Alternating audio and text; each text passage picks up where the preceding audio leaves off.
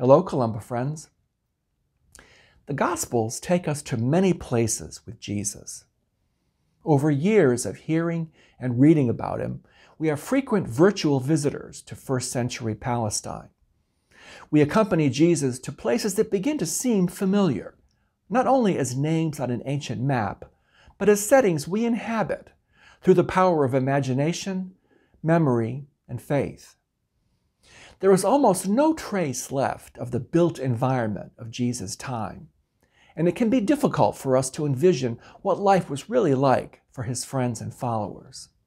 Yet the Gospels can give us a sense of how it looks and feels to be there. A Sunday or two ago, Mark's Gospel took us to Capernaum, where Jesus' fame as a teacher and healer first began to spread. Capernaum is still on the map, and it's one of the holy places in modern Israel where remnants of life in Jesus' time can still be seen. A year ago, fulfilling a lifelong dream, I traveled to the Holy Land with other pilgrims from St. Columba's and visited this village that might have been a dwelling place for Jesus and his followers. This small fishing village is on the northern coast of the Sea of Galilee. Early in Mark's Gospel, it's the setting for Jesus' first full day of ministry, after he recruits disciples with the promise, "I will make you fish for people." At Capernaum, Mark tells us, Jesus teaches in the synagogue with astounding authority. When a tormented man cries for help, Jesus drives an unclean spirit out of him. Jesus' fame spreads quickly, and then Mark reports, as soon as they left the synagogue, they entered the house of Simon and Andrew with James and John. Simon Peter's mother-in-law, suffering from a fever, is restored to health by Jesus' touch. And soon, Mark reports, they brought to him all who were sick or possessed with demons. And the whole city was gathered around the door. And he cured many who were sick and cast out many demons. Mark suggests that Capernaum might have served as Jesus' home base during his travels in Galilee, and the village was treated with special reverence by Christians in the generations after Jesus. Today, we can see the well-preserved remains of a 4th or 5th century synagogue, likely built over the foundation of a much earlier synagogue, perhaps the one mentioned as the site of Jesus' first teaching.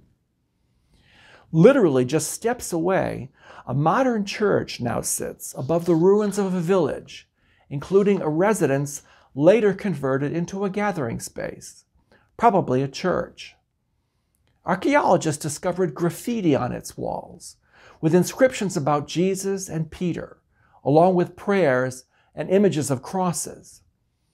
This is believed to be the home of Peter and his family, and the building may have evolved into a house church where Christians continued to meet after Jesus' time.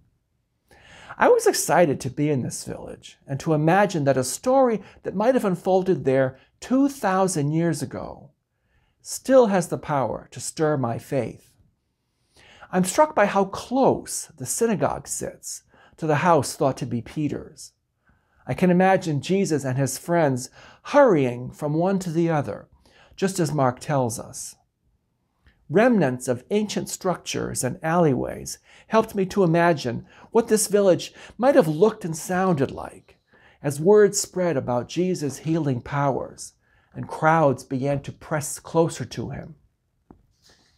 Taking in the scene, I mused about how thrilling, heady, and daunting this must have been for Jesus' disciples on their first day with him. I'll always be grateful that a pilgrimage took me to Capernaum. I didn't need to go to the Holy Land in order to know Jesus and to have my life shaped by him. But the visit helped me to get to know his first followers better and to appreciate that our church took root because people in that distant time and place were transformed by Jesus and committed their lives to his vision of God's love and justice. I feel blessed that the gospel will take me to Capernaum with you again and again as we revisit that house and synagogue and are inspired to carry on Jesus' liberating work in our world.